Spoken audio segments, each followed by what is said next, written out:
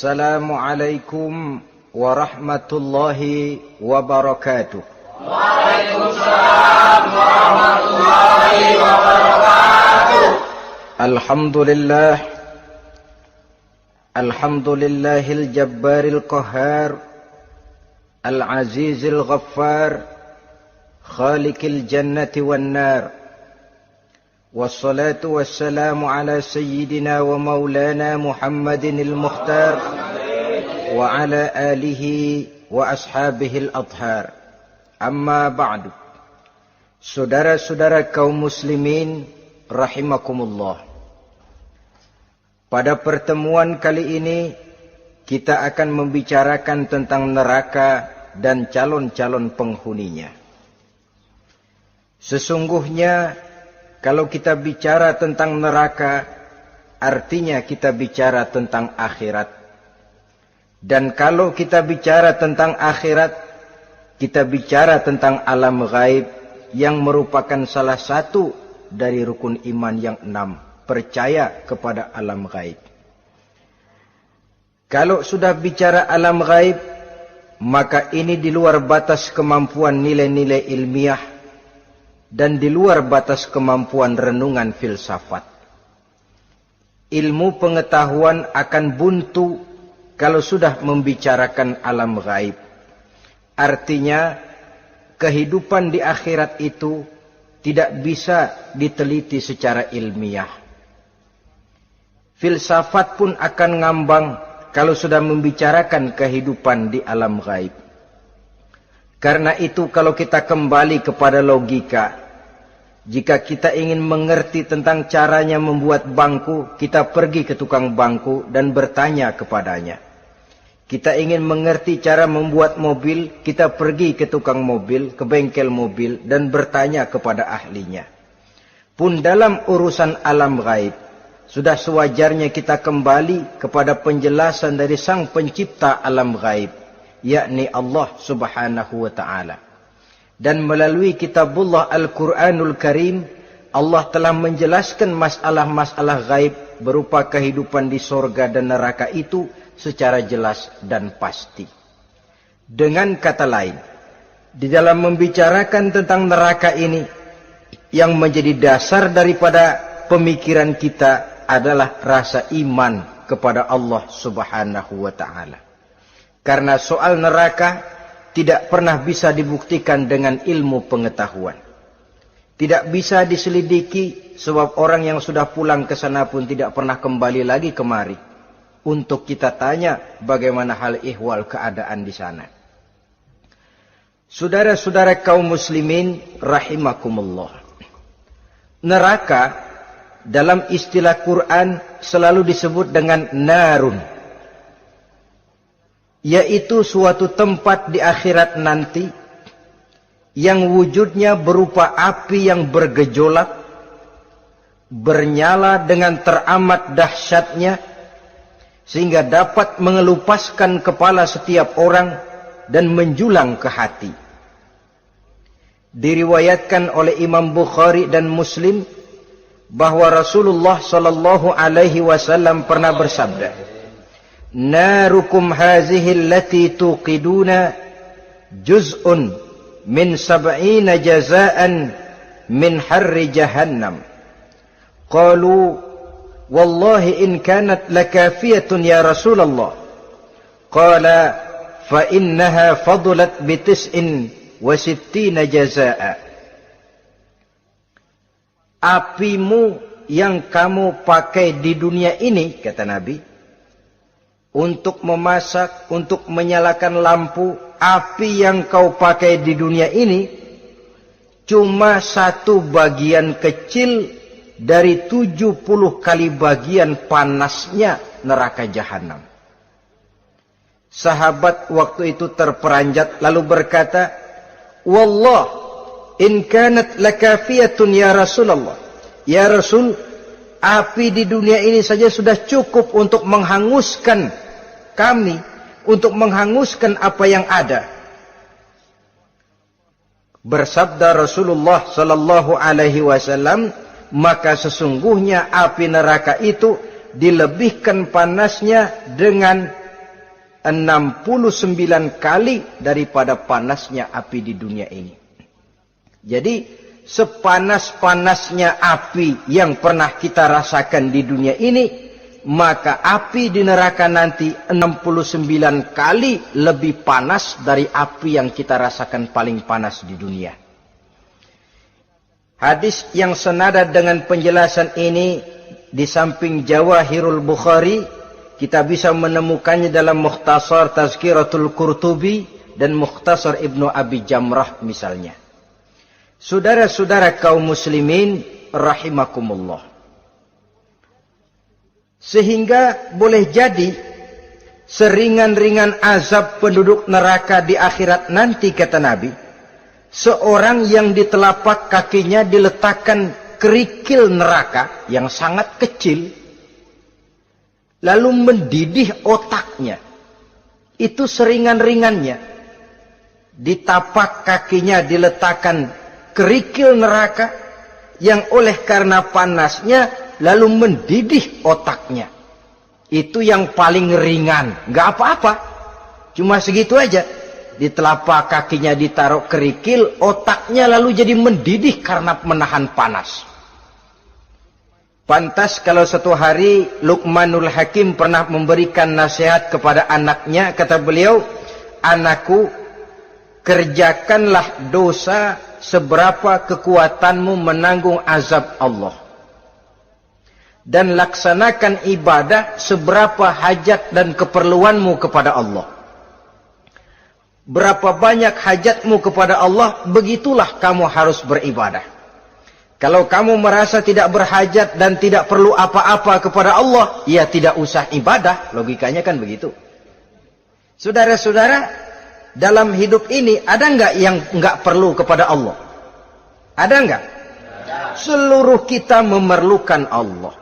Karena itu Luqman betul dengan bahasa diplomatis, "Anakku, kerjakan ibadah seberapa hajatmu kepada Allah. Makin banyak hajatmu kepada Allah, makin banyak hendaknya kamu melaksanakan ibadah. Tapi kalau kamu sudah merasa bisa hidup tanpa Allah, persilahkan kamu tidak usah ibadah." Sebaliknya, kerjakan dosa seberapa kekuatanmu menanggung azab siksaan Allah. Kalau merasa sudah belajar ilmu kebal, kira-kira di neraka nanti enggak apa-apa, persilahkan kerjakan dosa sebanyak-banyaknya. Tapi kalau masih berpikir, gua mah jangan dibakar di neraka, nginjak puntung rokok, gua lompat. Kalau masih berpikir ke situ, ya hati-hati, saudara-saudara. Nah, sebagaimana surga, neraka pun ada pintu-pintunya. Dan yang melalui pintu-pintu itu sesuai dengan dosa yang dia kerjakan pada waktu kehidupannya di dunia ini. Jadi setelah manusia diadili, mereka kumpul di padang mahsyar beramai-ramai. Yang mendapat kitab di tangan kanan, yang selamat dari proses pengadilan, yang sudah nyata lebih banyak kebaikannya daripada kesalahannya, wajah mereka berseri-seri.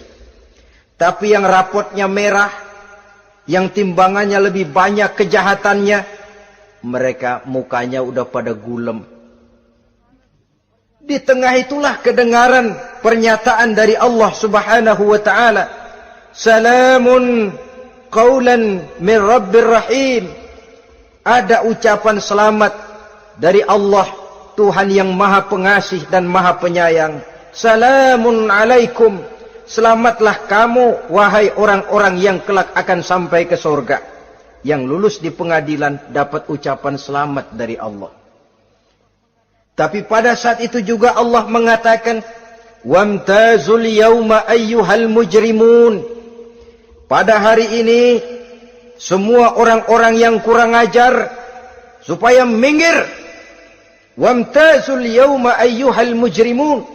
Orang-orang yang durjana, kelompok durhaka, para pembuat dosa, misah hari ini, minggir semuanya.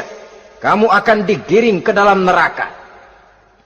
Saudara-saudara kaum muslimin rahimakumullah.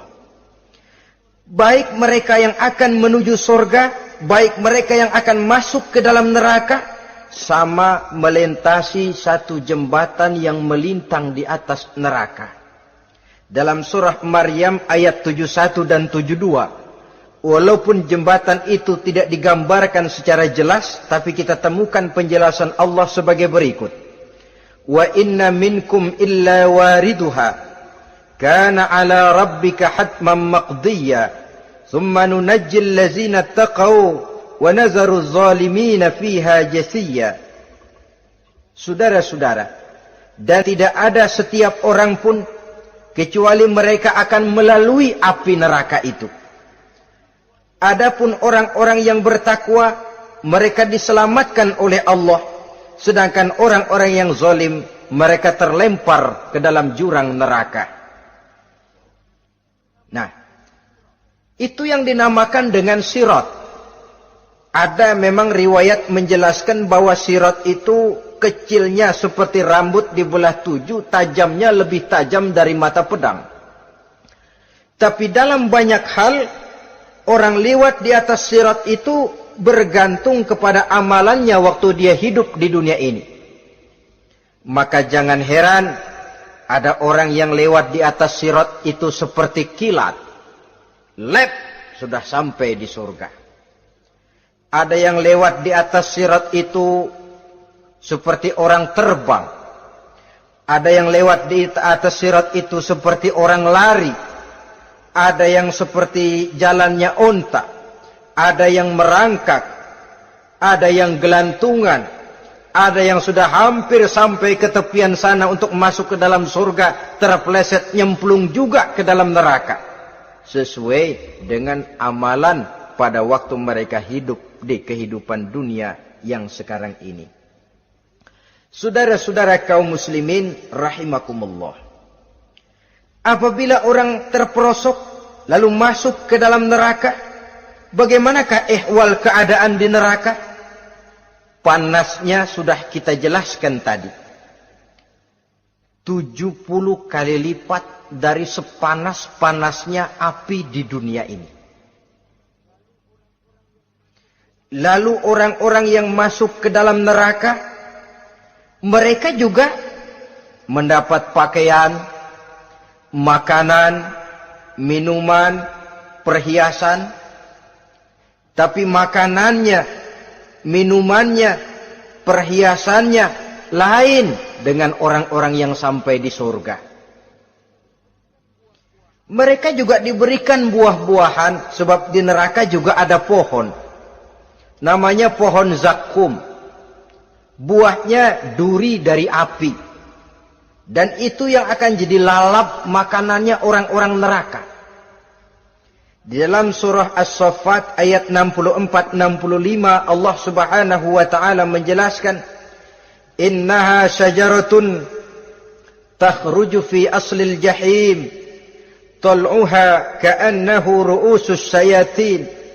Sesungguhnya pohon zakum itu adalah satu pohon yang akarnya keluar dari dasar neraka, yang buahnya seperti kepala setan. Ini sudah untuk bahasa yang sangat menyeramkan ini. Pohon itu tumbuh dari dasar neraka, buahnya mirip kepala setan. Itu akan dijadikan makanannya orang-orang yang ada di dalam neraka. Perhiasannya apa? Surah Al-Insan ayat 4. Inna a'tadna lil kafirina salasilan wa aghlalan wa sa'ira.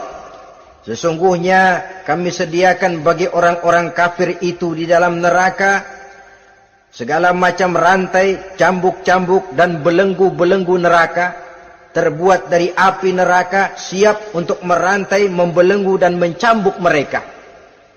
Jadi dikasih perhiasan, lehernya dikalungin rantai, tangannya dipakein belenggu, ada cambuk-cambuk yang seluruhnya terbuat dari api neraka.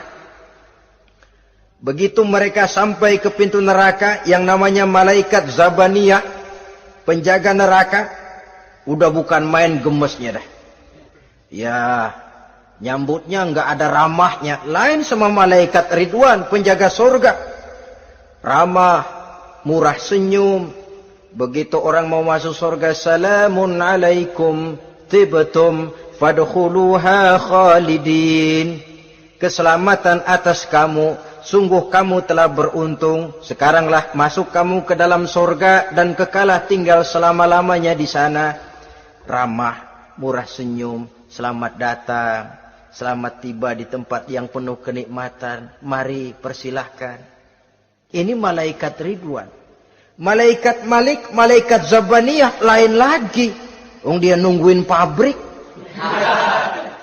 Sadis menerima, matanya melotot. Ini dia manusia-manusia kurang ajar yang waktu di dunia sudah datang para rasul, sudah turun agama, sudah datang Al-Quran, tapi belagak pilon. Sini loh, nih rantai, belenggu, lalu dirangkeng, dimasukkan ke dalam neraka. Na'udzubillah, summa na'udzubillah. Saudara-saudara, lalu terpikir oleh kita, kalau begitu panasnya api neraka, sekali lempar orang terus mati dong. Ya enak kalau boleh begitu sih. Begitu dilempar ke neraka terus mati, enak. Ternyata tidak. Kepedihan neraka adalah kepedihan yang kekal dan terus menerus. Tidak satu saat pun orang-orang di dalam neraka pernah merasakan kesenangan. Tidak sesaat pun. Kali semenit kayak ngasok. Enggak, terus menerus berada dalam kepedihan yang tiada tara. Al-Quran menjelaskan, kullama nadijat juluduhum baddalnahum juludan ghairaha. Apabila hancur kulitnya, kami ganti dengan kulit yang baru. Supaya apa? Liyazukul azab. Biar dia rasain azab. Tuh, rasain dulu. Hancur kepalanya, buletin lagi. Hancur kulitnya, bikin lagi. Berantakan isi perutnya, disempurnakan lagi, digiling lagi. Terus menerus begitu. Tidak sedetik pun penduduk neraka itu pernah mengalami istirahat. Barangkali pakai jam istirahat lumayan. Ini enggak ada. Ada bel, kleneng, istirahat, azab dicabut. Tidak. Terus menerus dan selalu begitu. Satu detik saja pun mereka tidak pernah istirahat dari siksaan dan azab yang mereka terima. Saudara-saudara kaum muslimin rahimakumullah. Lalu bagaimana keadaan mereka? Ada orang-orang di dalam neraka itu yang dikenakan pakaian dari api neraka. Luar biasa. Dikasih pakaian dinas dari api. Kemudian kepalanya dituangi air yang sedang mendidih. Yang dengan tuangan air itu dihancur luluhkan segala isi perutnya dan kulit-kulitnya. Setelah itu mereka dicambuk dengan cambuk-cambuk dari besi. Apabila mereka hendak keluar dari neraka, mereka dicampakkan kembali ke dalamnya. Dan dikatakan kepada mereka, rasakan siksaan yang membakar ini. Dalam surah Al-Hajj ayat 19 sampai 22, kita bisa simak firman Allah Subhanahu wa taala. Fallazina kafaru qutti'at lahum siyabun min nar yusabbu min fawqi ru'usihimul jahim yus'aru bihi ma fi butunihim wal julud wa lahum maqami'u min hadid kullama aradu an yakhruju minha min ghammin u'idu fiha wa zuqu 'azabal hariq. Na'udzubillah summa na'udzubillah. Diberikan pakaian dari api, melolong, menyayat dia, memilukan, merintih dan meraung-raung.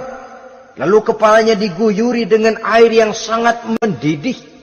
Hancur luluh isi perutnya. Masih dicambuk lagi dengan cambuk-cambuk dari besi. Mereka merambat. Mereka meraung. Mereka hendak lari. Mereka ingin keluar dari neraka. Tapi tiap kali mereka merambat ingin keluar, ditarik lagi. Kalau cara kita, ayo, mau kemana lo? Apa kata malaikat penjaga neraka? Zuku azabal harik. Rasa ini, makan pencarian lo waktu di dunia. Saudara-saudara, Lalu ada pula siksaan penduduk neraka itu, di mana dahi, lambung dan punggung mereka dipanggang dengan api neraka. Allah Karim. Kita di dunia ini tertusuk paku saja waktu berjalan, sudah bukan main pedihnya. Tertusuk duri saja, sudah bukan main pedihnya. Ini punggungnya, lambungnya, macam disate, dipanggang dari api neraka.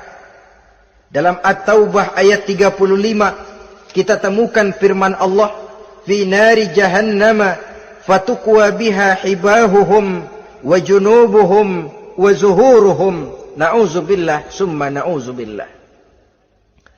Kemudian ada pula penduduk neraka itu yang disiksa, lehernya diikat dengan rantai. Mereka spontan diseret-seret dengan sekeras-kerasnya dan dilemparkan ke dalam lautan air yang sedang mendidih. Kemudian mereka dibakar dalam api yang bergejolak dan menyala-nyala. Pada surah Al-Mu'min ayat 71 dan 72, Allah Subhanahu wa taala menjelaskan, izil aghlalu fi a'nakihim wassalasil yushabuna fil hamim summa fin nari yusjarun. Ketika belenggu dan rantai dipasang di leher mereka supaya mereka diseret ke dalam air yang sangat panas, kemudian mereka dibakar dalam api. Ada lagi penduduk neraka yang dipegang jambulnya lalu diseret ke tengah-tengah neraka, kemudian kepalanya digerujuki dengan air yang mendidih seperti yang dijelaskan dalam surah Ad-Dukhan ayat 47 dan 49. Pendeknya, azab dan siksaan neraka itu sesuailah dengan amalan dosa yang dikerjakan manusia pada waktu kehidupan di dunia ini. Maka dalam puncak perjalanan Mi'raj misalnya, kepada Rasulullah sallallahu alaihi wasallam diberikan berbagai macam penglihatan sebagai contoh dan tamsil dari kehidupan di dunia ini. Sejak dari penglihatan di jalan sampai kepada penglihatan surga dengan segala kenikmatannya dan neraka dengan seluruh azabnya, seluruhnya merupakan contoh teladan. Misalnya dalam perjalanan ketika hendak Mi'raj itu, sebelum berangkat Rasul disodorkan 2 minuman. Segelas berisi arak, segelas lagi berisi susu. Kata malaikat Jibril, ambillah salah satu minuman itu ya Muhammad. Lalu Rasul dengan tidak ragu-ragu, mantap betul beliau mengambil gelas yang berisi susu, lalu beliau minum. Setelah beliau minum itu, malaikat Jibril berkata, "Shaddaqta ya Muhammad." Engkau telah benar Muhammad. Laqad asabtal haq, pilihanmu tepat. Kenapa ya Jibril? Untung susu yang kamu minum Muhammad. Kalau arak yang kamu ambil, pasti umatmu bakal jadi umat yang teler semua. Ini pun satu contoh buat kita semua, bahwa dalam kehidupan kita selalu berhadapan dengan susu dan arak, berhadapan dengan hak dan batil, berhadapan dengan benar dan salah. Maka hati-hati kita jangan sampai salah pilih karenanya. Lalu yang ada kaitannya dengan persoalan kita, penglihatan yang diberikan Allah kepada beliau di neraka. Beliau melihat sekelompok orang dilontari kepalanya dengan batu dari api neraka. Tiap kali dilontari kepala itu hancur berkeping-keping, berantakan otaknya. Lalu dibulatkan kembali. Setelah kepala itu bulat kembali, disambitin lagi. Menjerit, meraung, merintih kesakitan, hancur kepalanya, berantakan otaknya.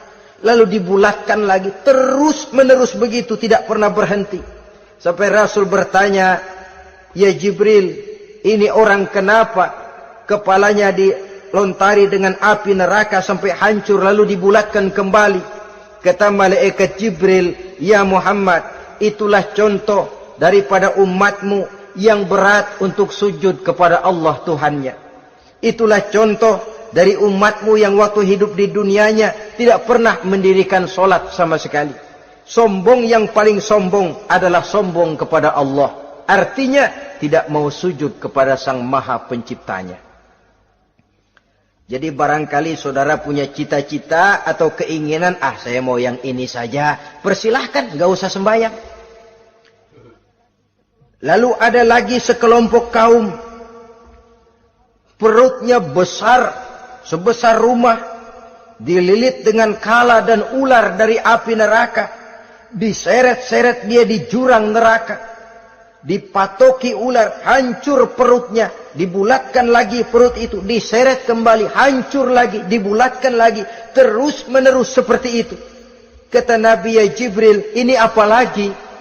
Kata malaikat Jibril, wahai Muhammad, inilah contoh daripada umatmu yang waktu di dunia suka makan riba alias renten dan suka makan harta anak yatim, suka ngobyekin anak yatim, sok jadi pengasuh anak yatimnya lapar, pengasuhnya yang pada kenyang.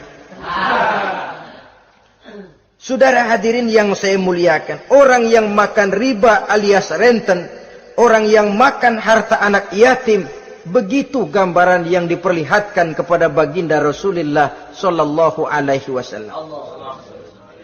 Sebagian lagi ada penduduk neraka yang kukunya terbuat dari tembaga dari api neraka, panjang sangat kukunya itu, lalu mencakar-cakar mukanya sendiri, hancur mukanya berantakan, dicakari oleh kukunya itu, lalu dibulatkan lagi, dicakar lagi, hancur lagi, dibulatkan lagi. Pengangguran benar ini orang, muka sendiri dicakarin sendiri. Ya Jibril, ini tamsil apa Jibril?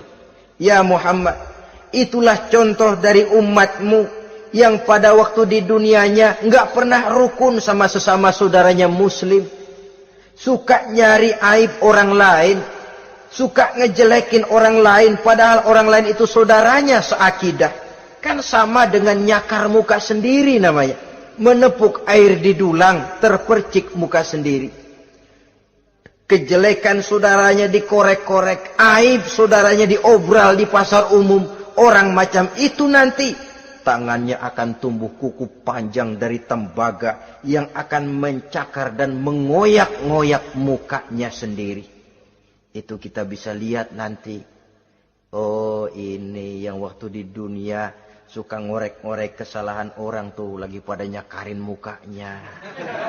Oh, begitu. Saudara-saudara kaum muslimin rahimakumullah. Oleh karena itu Nabi ajarkan kita, tuba liman syaghalahu aibuhu an uyubin nas. Beruntung orang yang aib dan kekurangan pada dirinya menyebabkan dia sibuk sampai enggak sempat ngorek-ngorek aib dan kekurangan orang lain. Introspeksi. Beruntung orang yang celak dirinya menyebabkan dia sibuk dan tidak sempat ngorek-ngorek aib pada diri orang lain. Ada pula di antaranya dilihat oleh Rasul, di antara penduduk neraka itu orang yang lidahnya terjulur memanjang, kemudian dipotong lidah itu dengan gunting dari api neraka, menjerit dan memekik ia menahan sakit yang tiada tara, sampai Rasul bertanya kepada malaikat Jibril, kalau ini tamsil apa lagi ya Jibril? Kata malaikat Jibril, wahai Muhammad, inilah contoh dari umatmu, orang-orang yang waktu di dunia tidak pandai menjaga lidahnya, suka menggunjing orang, suka memfitnah orang, suka ghibah dan namimah, suka ngomongin orang di belakang yang bersangkutan. Maka hari ini lidahnya menjulur menjadi panjang dan dipotong dengan gunting dari api neraka. Lalu Rasul juga melihat sekelompok orang perempuan tergantung rambutnya dari gantungan api neraka,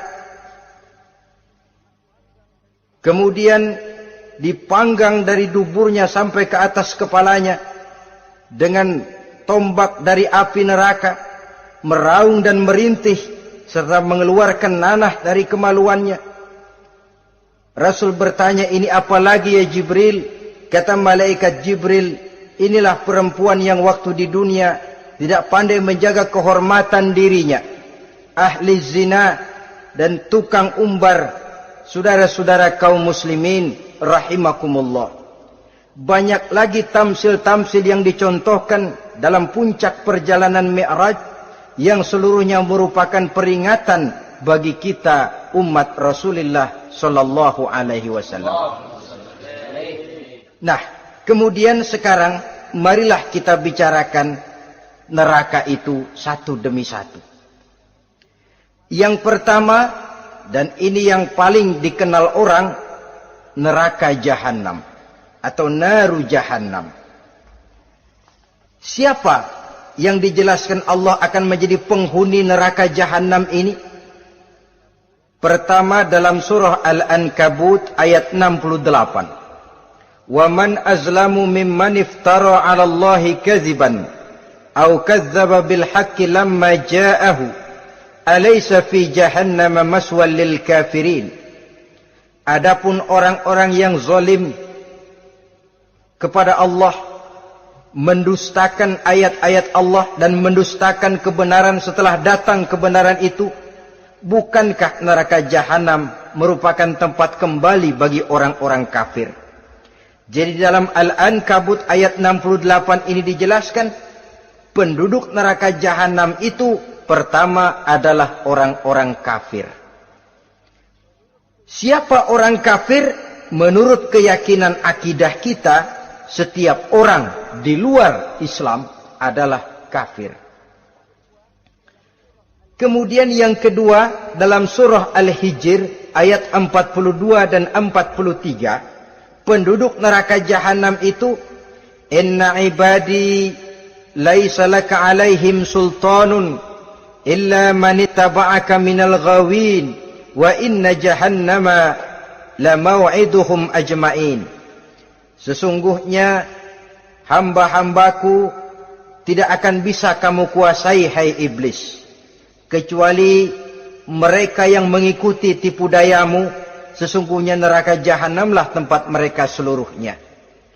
Kalau kita perhatikan ayat ini, maka penghuni neraka Jahannam yang kedua adalah para pengikut setan. Para pengikut setan dengan seluruh ajaran-ajaran yang dilancarkan oleh setan. Padahal pada saat hendak masuk neraka, setan jelas cuci tangan. Tugasnya cuma bagaimana mencari pengikut sebanyak-banyaknya yang akan nemenin dia di neraka nanti. Tapi pada saat orang digiring ke dalam neraka, setan cuci tangan. Mungkin orang menuntut, setan, gue ngikutin lu, sekarang kenapa jadi kemari? Nah, gue bilang juga apa? Kata setan, gue bilang juga apa, lu kenapa ngikutin? Dan setan ini menebar ranjau dalam segala bentuknya, dengan segala macam caranya. Para pengikut setan yang menjauhi tuntunan agama, memperturutkan hawa nafsunya. Setan membisiki manusia lewat minuman keras. Setan masuk manusia lewat judi, lewat zina, lewat kenikmatan yang melalaikan orang dari kehidupan akhirat dan selanjutnya. Dengan segala macam jalan. Kadang-kadang dalam ibadah setan juga masuk. Kalau tidak ditimbulkannya takabur, ditimbulkannya sikap ujub dalam diri kita. Timbul rasa diri lebih benar dari orang lain. Dan ini jelek. Timbul rasa nganggap enteng orang lain. Itu kan ujub. Nggak dikelihatanin orang, cuma hatinya aja ngomong sendirian. Kalau gue lihat di kampung ini nggak ada yang kayak gue. Bayangnya kayak ibadahnya kayak udah aing pang paling nak yo di dia. Itu juga bisikan iblis. Dan dia tidak segan-segan mengaku jadi Tuhan iblis itu. Dan ini diceritakan dalam kehidupan Sayyidus Syekh Abdul Qadir Jailani.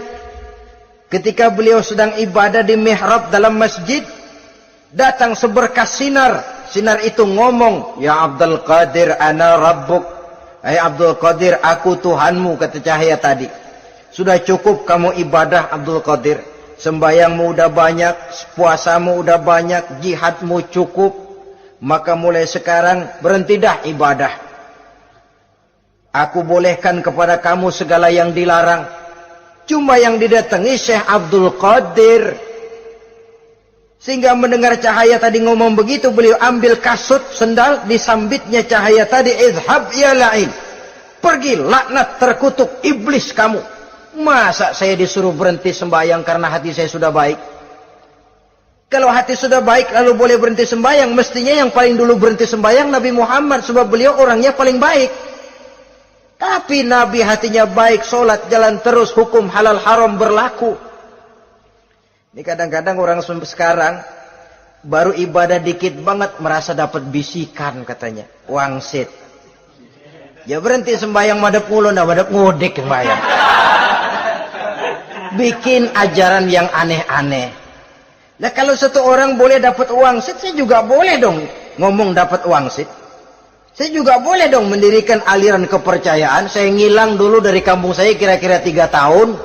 Saya nyepi di kaki Gunung Salak, pulang piara jenggot, pakai belangkon. Di depan nama saya pakai embel-embel mbah. Saya ngaku dapat wangsit di Gunung Ano, mewahyukan kepada saya ano. Saya cari murid yang fanatik. Saudara-saudara kaum muslimin rahimakumullah, setan membisiki manusia hatta kita sedang ibadah sekalipun dibisikinya. Caranya, mula-mula dia bisikin, lu sembahyang buru-buru dah. Buru-buru udah. Akhirnya apa? Rukuk kita enggak sempurna, sujud kita enggak lengkap, tumakninah kita kurang, bacaan kita tajwidnya enggak kena. Kalau itu bisa kita atasin, kita sembahyang sebagaimana yang seharusnya, dia bisiki lewat jalan lain lagi. Suruhnya yang pendek-pendek aja dah. Atau habis sembahyang udah sigrah, udah jangan pakai wirid, jangan pakai zikir. Dengan segala macam jalan. Dibisikinya was-was ke dalam diri kita. Sehingga ada satu riwayat walaupun dhaif tapi ini baik untuk dijadikan pelajaran. Konon iblis itu kalau subuh keliling dia. Bawa kulit kambing, jarum, sama tepung. Ditanya orang, iblis ini buat apa? Oh, kulit kambing. Gunanya tahu nggak? Kalau begitu subuh, sudah muazin bilang, as-salatu khairum minan naum. Salat lebih baik daripada tidur. Maka ini kulit kambing mulai aku hamparkan buat hamba-hamba Muhammad. Jadi begitu dengar azan, cuma udah bikin anget udah tidur. Kenapa? Kulit kambing belis masuk. Saudara-saudara, lalu kata orang tadi lagi, lah kalau tepung buat apa itu? Oh, tepung. Itu kalau umat Muhammad mau baca Quran, baca kitab, mutolaah, gua aurin tepung matanya. Biar dia sepet. Makanya kalau sudah ngaji, baca Quran, bawaannya udah ngantuk aja ngantuk. Oh begitu, iya. Nah kalau duri paku itu buat apa? Nah ini duri paku. Kalau umat Muhammad mau hadir di majelis taklim, mau pergi ngaji, mau duduk iktikaf di masjid, gua pasangin paku di pantatnya. Jadi kalau sudah duduk di masjid, kelasat, kleset. Hadir di majelis taklim, kelasat, kleset. Bawaannya mau udahan melulu. Itu duri-duri dan paku-paku yang memang ditebarkan oleh iblis. Saudara-saudara kaum muslimin rahimakumullah, jadi para pengikut setan dengan segala macam perangkapnya ini pun, ya perangkap setan itu ya dunia. Dunia itu ya isinya harta, tahta, wanita. Kan perangkap dunia itu. Harta, tahta, wanita, ini sering bikin orang buta.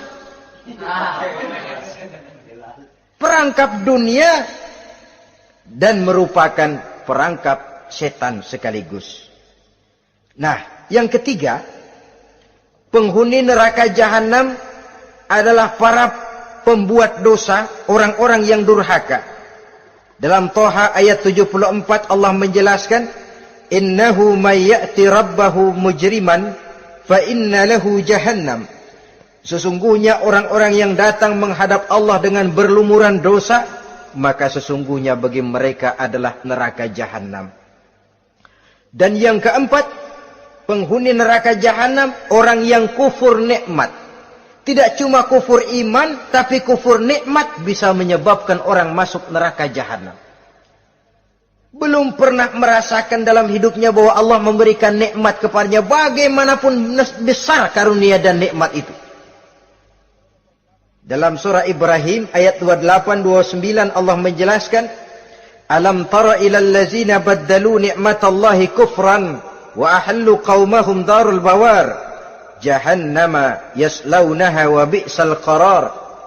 Tidaklah engkau perhatikan, tidaklah kau lihat orang-orang yang mengganti, menukar nikmat Tuhannya dengan kekufuran. Diberikan nikmat berupa Islam, digantinya dengan kekufuran. Dia tidak tahan kesengsaraan dunia lalu memilih kesengsaraan akhirat. Padahal kesengsaraan akhirat lebih abadi dari kesengsaraan dunia.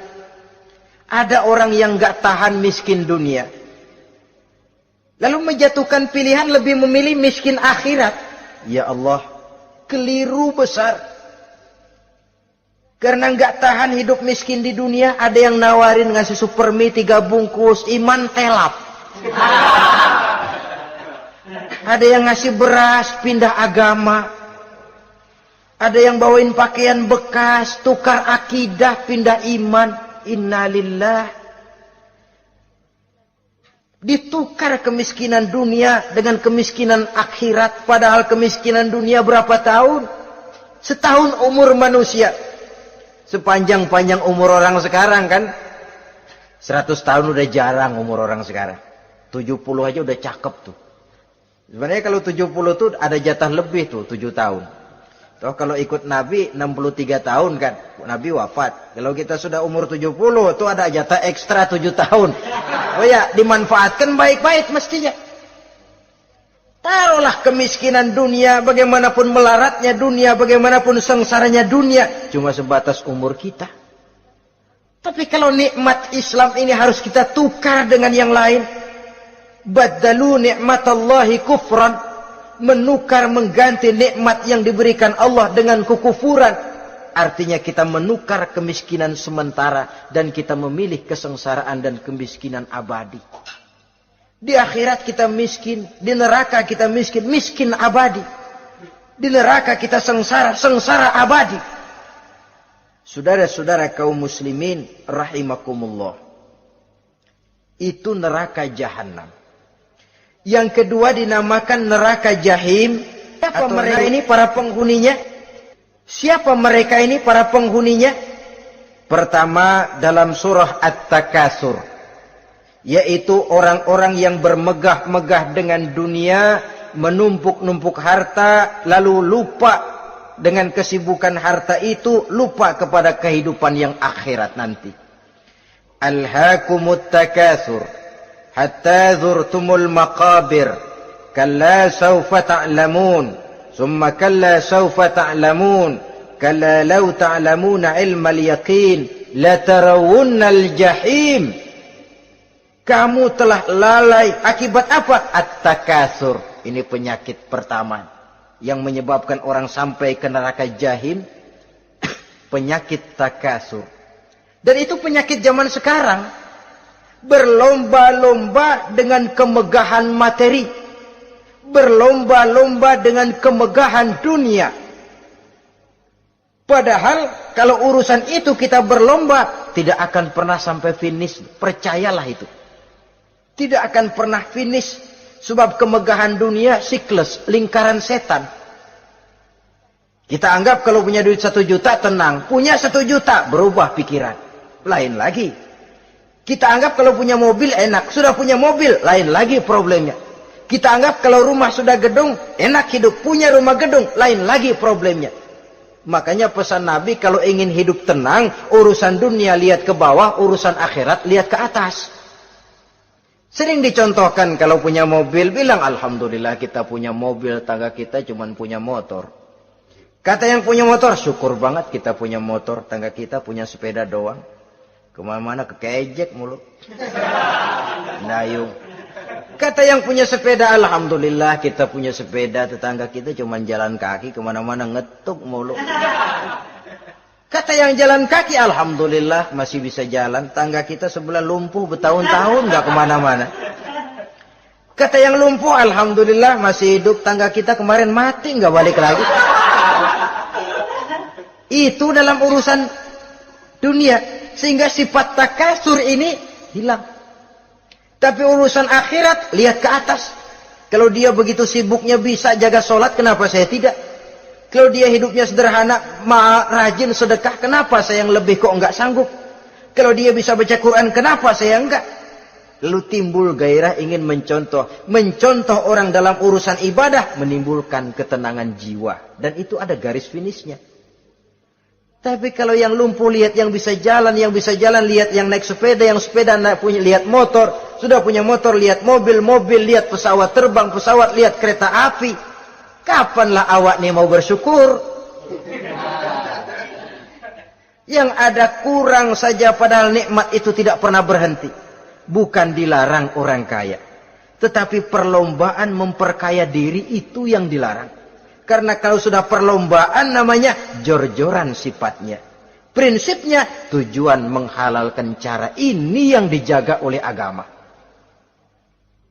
Saudara-saudara, selain penyakit takasur yang menyebabkan orang sampai ke neraka jahim, juga perbuatan durjana.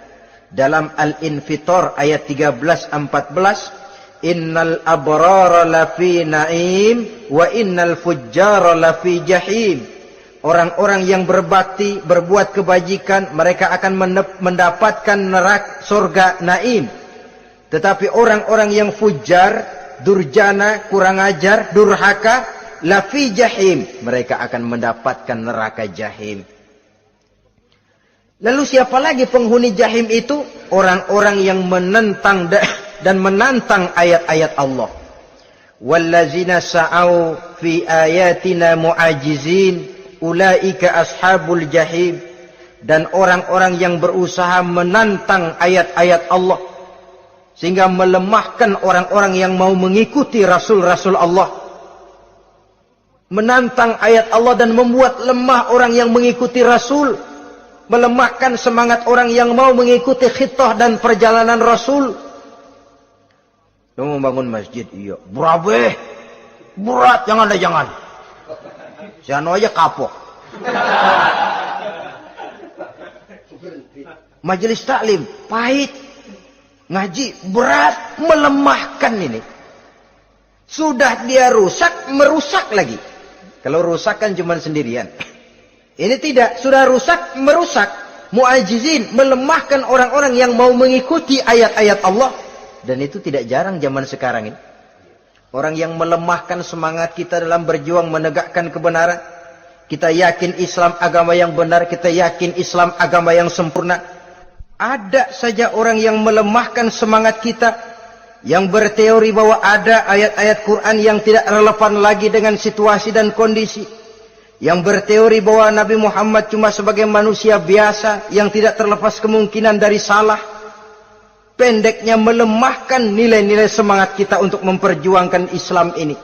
Ini pun termasuk mu'ajizin. Mereka akan menemukan nanti di akhirat kapling di dalam neraka yang dinamakan neraka jahim. Na'udzubillah summa na'udzubillah.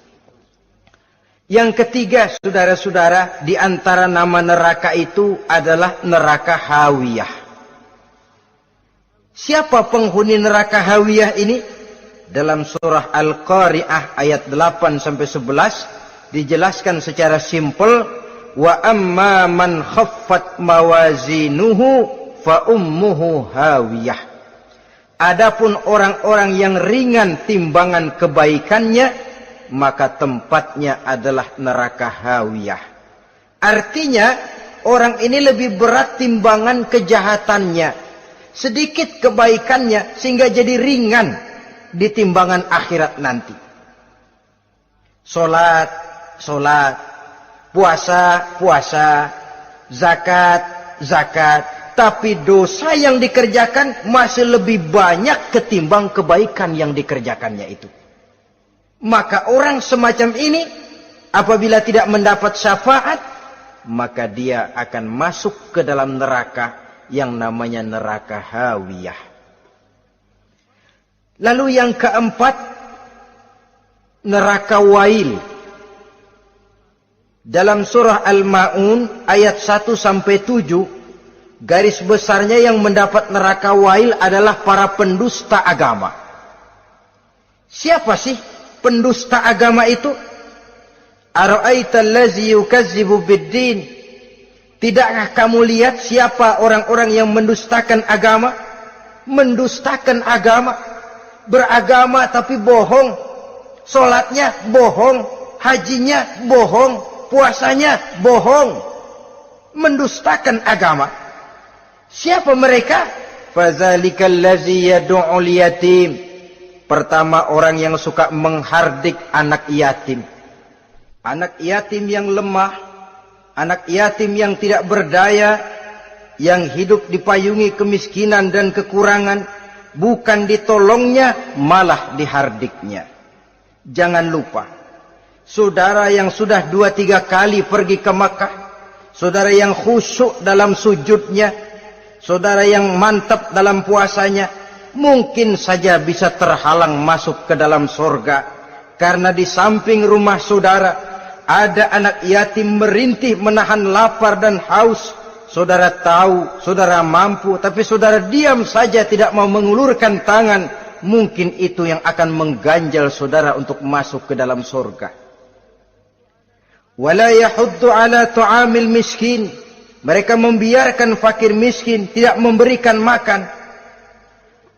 Kemudian fawailul lil musallin. Mereka juga melalaikan solat. Allazina hum an solatihim sahun. Allazina hum yura'un. Mereka juga riak di dalam amalnya. Saudara hadirin kaum muslimin rahimakumullah.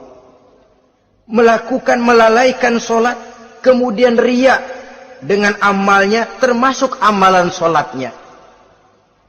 Kalau jadi imam, bahasanya dibuat sepasih-pasihnya, surahnya yang panjang-panjang, paling pendek sabbihis sama wadduha.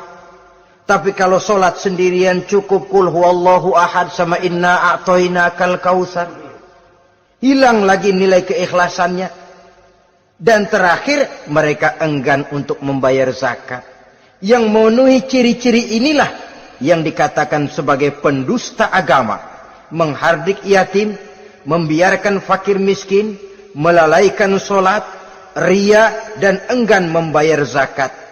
Mereka divonis mendapat neraka wail, seperti dalam surah Al-Ma'un ayat 1 sampai dengan 7. Saudara-saudara kaum muslimin rahimakumullah. Yang kelima, neraka sa'ir. Neraka sa'ir ini pertama buat mereka yang memakan harta yatim. Kalau tadi tidak mau membantu, ini malah membantu tapi tujuannya malah ngobyekin anak yatim. Mereka yang memakan harta yatim dalam An-Nisa ayat 10. Innal ladzina ya'kuluna amwalal yatama zulman innama ya'kuluna fi butunihim nara wa sayaslawna sa'ira. Sesungguhnya orang-orang yang memakan harta anak-anak yatim dengan zalim, mereka sebenarnya telah memakan neraka, memasukkan api neraka ke dalam perutnya. Mereka akan dilontarkan ke neraka sa'ir. Selain itu, orang-orang yang mengingkari apa yang diturunkan oleh Allah Subhanahu wa ta'ala, mengingkari kebenaran Quran, mengingkari Rasul, pendeknya mengingkari Islam, dijelaskan dalam surah Luqman ayat 21. Yang keenam, saudara-saudara, yang dinamakan dengan neraka laza namanya. Pertama, untuk pembangkang dan orang yang menjauhi agama. Yang kedua, orang yang berpaling dari kebenaran. Dan yang ketiga, orang yang suka menumpuk-numpuk harta dan menyimpannya, tidak mau membayar zakat, infak, apalagi sedekah. Ini kita temukan penjelasannya dalam surah Al-Ma'arij ayat 15 dan 17. Yang ketujuh dinamakan neraka Sakor. Siapa penghuni neraka Sakor ini? Pertama, orang yang tidak pernah sholat. Yang kedua, tidak pernah memberi makan orang-orang miskin.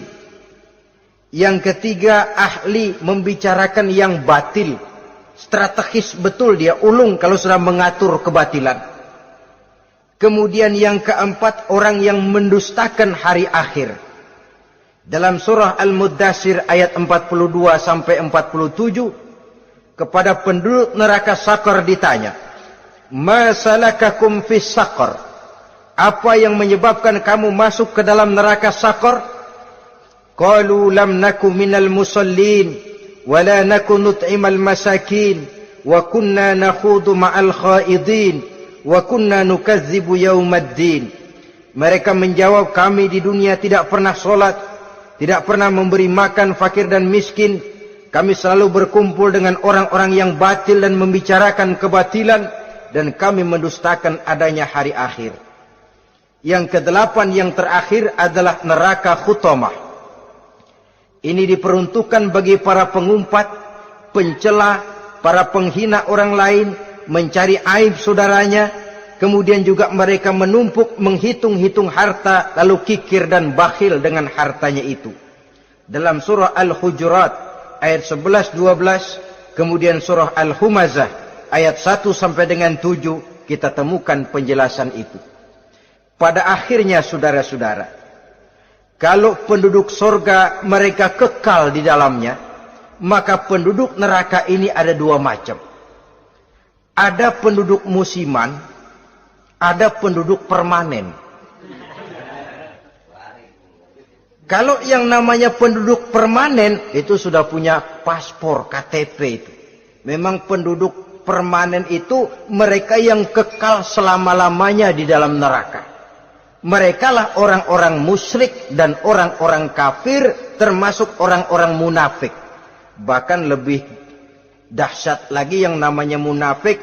Kata Allah, innal munafiqin fid darkil asfal minan nar.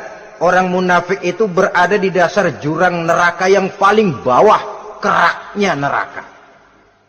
Saudara-saudara, adapun penduduk yang semi permanen, ia masuk neraka buat sementara saja, sekedar dengan dosa-dosa yang dikerjakannya. Mereka adalah orang-orang mukmin yang asli, orang-orang Islam yang waktu di dunianya berbuat dosa. Mereka masuk ke dalam neraka, menerima azab sesuai dengan dosa yang dikerjakannya. Setelah itu mereka akan diangkat dari surga untuk ditempatkan di dalam. Mereka akan diangkat dari neraka untuk ditempatkan di dalam surganya Allah Subhanahu wa ta'ala. Seperti banyak dijelaskan dalam hadis-hadis sahih yang diriwayatkan oleh Imam Bukhari dan Muslim. Nah, inilah sekelumit tentang neraka dan calon-calon penghuninya. Mudah-mudahan Allah jauhkan kita, Allah jauhkan anak cucu kita, amin. Allah jauhkan seluruh keluarga kita, amin, dari neraka dan dari azab neraka. Amin. Terima kasih dan mohon maaf. Wassalamualaikum warahmatullahi wabarakatuh. Waalaikumsalam warahmatullahi wabarakatuh.